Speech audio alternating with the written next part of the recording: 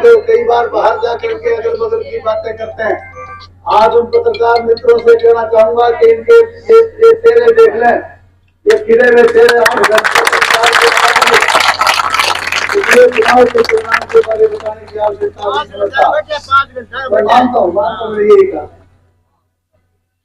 गांव के सरपंच साहब, एक्स सरपंच साहब, पंचायत नंबरदार, तमाम लोग हैं, ये सारे के सारे जो खड़े हैं, मैं इनका सर्वप्रथम तो बहुत बहुत धन्यवाद करता हूँ।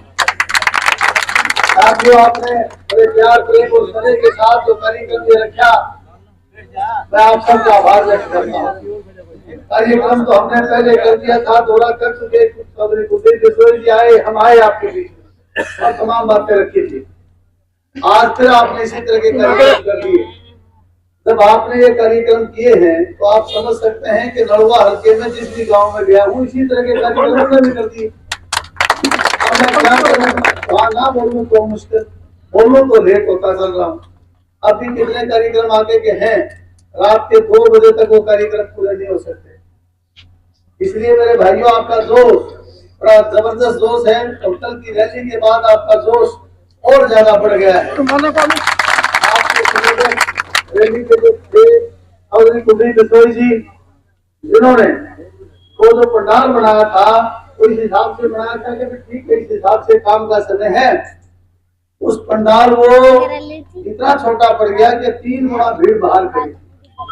देश के प्रधानमंत्री को यह कहना पड़ा, अरे पंडाल छोटा रह गया।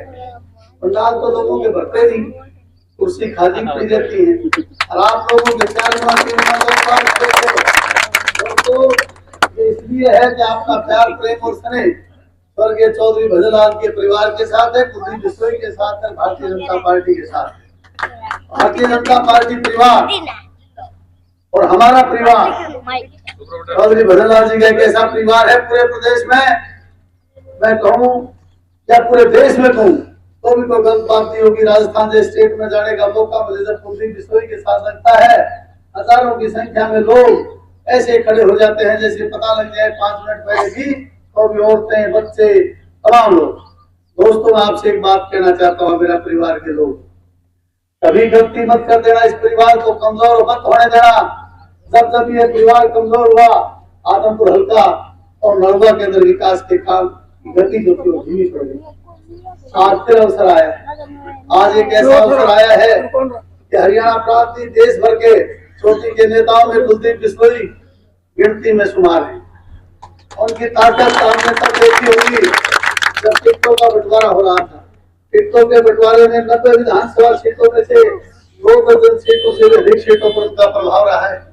इसलिए आज भारतीय जनता पार्टी को भी ये समझ आ चुका है, आम आदमी को भी समझ आ चुका है, स्वर्गीय भजनलाल जी का परिवार है, एक राजनीतिक ताकत है, एक सामाजिक ताकत है, दम है। परिवार में एक ऐसा दम है तो आम आदमी आज ये जानने लगे। उसी के बल पे आपके भाई को, आपके बेटे को इसलिए टिकट दिया कि आप सबकी भावनाएं थी, आपकी भावनाओं के द्वारा उसने टिकट दिया और आपकी भावनाएं अच्छी भावनाएं थी। उन भावनाओं को प्रदर्शित करने के लिए आप रैलियों के माध्यम से, जलसों के माध्यम से, लगातार लोगों से संपर्क के माध्यम से आप अपनी ताकत का इजहार भी आप कर रहे। मैं आप साथियों आज 2 बातें आपके बीच में कह जाऊंगा। इलेक्शन बिल्कुल सिर पे आ गया। आप अपने आप को चौधरी कुलदीप बिश्नोई समझे, अपने आप को नरेंद्र मोदी समझे, अपने आप को नायब सिंह सैनी समझे, अपने आप को कैंडिडेट समझे, अपने आप को कैंडिडेट समझ के अपने आप को भारतीय जनता पार्टी का नुमाइंदा समझे। आप घर घर जाकर के जिन लोगों के पास मैं वोट मांगने के लिए नहीं जा सका, अनेक मेरे साथी ऐसे मुझे मिल जाते हैं कि मैं भारतीय जनता पार्टी का संस्थापक सदस्य हूँ। भाइयों, मैं इस बात के हाथ जोड़ के माफी मांगता हूँ साथियों से कि वो साथी कभी मुझे मिले नहीं और मुझे किसी ने उनके बारे में बताया नहीं। जिस साथी भारतीय जनता पार्टी के पुराने साथी हैं, तो बीच में फिर आए हैं लोग, और तीसरी जमात हमारी है। हम तीनों कैटेगरी मिलकर के इकट्ठे होकर के काम करेंगे। आपस में अगर तालमेल कम रह जाएगा तो ठीक नहीं रहेगा। मैं पुराने साथियों से प्रार्थना करूंगा, वो चाहे किसी भी समय मेरे से आके मिल ले, सुबह परिहार से गाँव मिलता हूँ, और इसके इलेक्शन के बाद उनके मान सम्मान में कोई कमी हम रहने नहीं देंगे, क्योंकि भजनलाल जी का परिवार एक ऐसा परिवार है, उन्होंने दुश्मन को भी हमेशा गले लगाने का काम किया। हम उसी के राहों कदम पर चल करके आज फिर प्रयास करेंगे। वो 1996 से का पहले का हरियाणा और वो 1996 का पहले का आदमपुर और गढ़वा, उसको गढ़वा नहीं था तो आदमपुर के गांव उसमें थे। उसी तरह की तरक्की खुशहाली और उसी तरह का रोजगार, उसी तरह का पानी, उसी तरह की बिजली, उसी तरह के विकास के काम फिर इसी तरह से हों, और वो होंगे तब जब आपके वोट से हमारी जो राजनीतिक ताकत मिलेगी।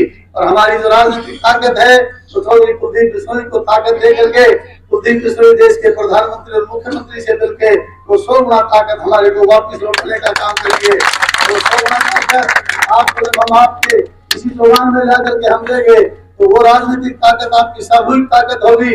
उस ताकत के बल पे आप अपने हल्के का विकास करा सकेंगे। वो आपके भविष्य के उज्जवल भविष्य के काम आएगी। वो आप किसान की, मजदूर के लिए, प्रत्येक व्यक्ति के लिए वो काम आएगी। वो ताकत मैं मेरे निजी हित के लिए नहीं, आप लोगों के हितों में प्रयोग करूंगा। मेरे निजी हित के लिए कभी उस ताकत को प्रयोग नहीं करूंगा। आपका छोटा भाई हूँ, किसी का बड़ा भाई हूँ, किसी का बेटा हूँ, मैं आपका परिवार का सदस्य हूँ। परिवार समझ के आपने मुझे जो प्यार दिया, स्नेह दिया, मैं आज ही उसको याद रखूंगा। दोस्तों, मैं फिर आपसे 2 तारीख की रैली की एक अपील करूंगा। आपके भरोसे पर मैंने हमारे यहाँ मनाली गांव में 2 तारीख को प्रदेश के मुख्यमंत्री और चौधरी कुलदीप बिश्नोई जी दोनों मुख्य अतिथि होंगे, उनकी रैली रख दी गई है। समय लगभग 2 बजे का है। आप का है कि वो 2 बजे और 2:30 बजे तक आदमी आ जाए, क्योंकि मुख्यमंत्री जी 3 बजे अपने स्टेज पर आ जाएंगे, इसलिए कोई कोताही ना रह जाए। उस दिन अपने तमाम काम पहले दिन निपटा लेना। अपनी माताओं बहनों को कह देना कि आप लोगों को एक को वहां पर जाकर के पहले बैठना है। और जब पहले जिस तरह से आप कल प्रधानमंत्री की रैली में जब प्रधानमंत्री जी बोल रहे थे, उससे पहले कुलदीप बिश्नोई जी आए थे। कुलदीप बिश्नोई 2 बार जब स्टेज पर गए, जनता ए से लेके Z तक के लोग एक साथी ने ताली बजा करके प्रदेश के मुख्यमंत्री आए, चौधरी कुलदीप बिश्नोई जब बोलने लगे या मंच पर आए, एक साथी उनके जयकारे का उद्घोष करना है। आपको जता देना है कि हरियाणा प्रांत का आज कुलदीप बिश्नोई परिवार का आज भी इसी तरह का दमखम है। इसलिए मैं साथियों मैं आपसे प्रार्थना करूंगा, कोई भी साथी उधर कोताही मत कर जाना। भीड़ कितनी हो कोई बात नहीं, गर्मी कितनी हो कोई बात नहीं, आप उसको सहजता से अपने आप में समायोजित करना है। आप भीड़ और गर्मी की वजह से दूसरी जगह जाके मत बैठ जाना।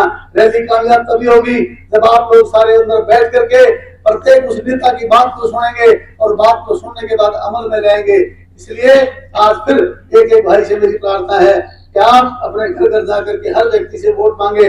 जो व्यक्ति मेरे से अछूता रह गया हो उसको एक साथी को जाकर के मेरे से मिलवाने का काम गाँव परिहार में रहता हूँ। सुबह 7 बजे किसी भी साथी को ले आए, मैं एक सेकंड का समय अगर दे दूंगा तो मैं आपको दूंगा।